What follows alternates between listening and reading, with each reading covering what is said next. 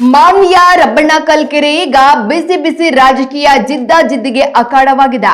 ಕಾಂಗ್ರೆಸ್ ಅಧಿಕಾರದಲ್ಲಿದ್ರೂ ಜನರಿಗೆ ಕುಡಿಯುವ ನೀರು ಸಿಗುತ್ತಿಲ್ಲ. ಶಾಸಕ ಅಂಪಯ್ಯ ನಾಯಕ್ ಅವರಿಗೆ ಜನತೆಗೆ ಶುದ್ಧ ನೀರು ಕೊಡಲು ಆಗುತ್ತಿಲ್ಲ ಎಂದು ಮಾಜಿ ಶಾಸಕ ರಾಜ ವೆಂಕಟಪ್ಪ ನಾಯಕ ತೀವ್ರ ವಾಗ್ದಾಳಿ ನಡೆಸಿದ್ದಾರೆ. ಸಚಿವ ಬೋಸರಾಜು ಕೇವಲ ಮಾನ್ವಿ ಜಿಲ್ಲಾ ಉಸ್ತುವಾರಿ ಸಚಿವರಾಗಿದ್ದಾರೆಯೇ ಹೊರತು ಅಭಿವೃದ್ಧಿ ಮರೆತಿದ್ದಾರೆ ಎಂದು ಲೇವಡಿ ಮಾಡಿದ ಜೆಡಿಎಸ್ ನಾಯಕರು ವಾರಕ್ಕೊಮ್ಮೆ ನೀರು ಬಿಡುತ್ತಿರುವ ಪುರಸಭೆಯ ನಿರ್ಲಕ್ಷ್ಯದ ವಿರುದ್ಧ ಆಕ್ರೋಶವನ್ನ ಹೊರಹಾಕಿದ್ದಾರೆ.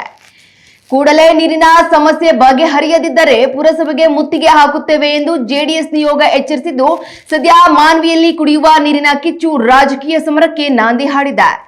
ಒಟ್ಟಿನಲ್ಲಿ ಮಾನ್ವಿಯ ರಬ್ಬಣ್ಣಕಲ್ ಕೆರೆಯ ನೀರು ಈಗ ರಾಜಕೀಯ ನಾಯಕರ ಕೆಳಚಾಟಕ್ಕೆ ವೇದಿಕೆಯಾಗಿದ್ದು, ಅಧಿಕಾರಿಗಳ ಹಾಗೂ ಜನಪ್ರತಿನಿಧಿಗಳು ಈ ಸಮಸ್ಯೆಗೆ ಯಾವಾಗ ಮುಕ್ತಿ ಹಾಡುತ್ತಾರೆ ಎಂಬುದು ಕಾದು ನೋಡಬೇಕಿದೆ.